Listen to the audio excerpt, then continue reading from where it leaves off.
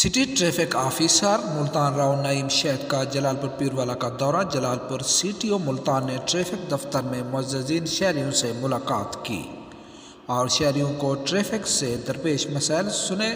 اس موقع پر city traffic officer Rao Naeem شہد کا کہنا تھا کہ تحصیل جلال پور پیروالا میں جلد ڈرائیونگ اسکول کا آغاز کریں گے۔ تحصیل جلال پور میں ڈرائیونگ لائسنس کے لیے ٹیسٹ کا سلسلہ بھی شروع کیا جائے گا۔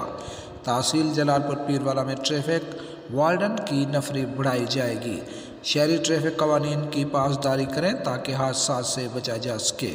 ٹریفک پولیس سے تعاون سے ہی شہر بھر میں ٹریفک کا نظام مزید بہتر ہوگا۔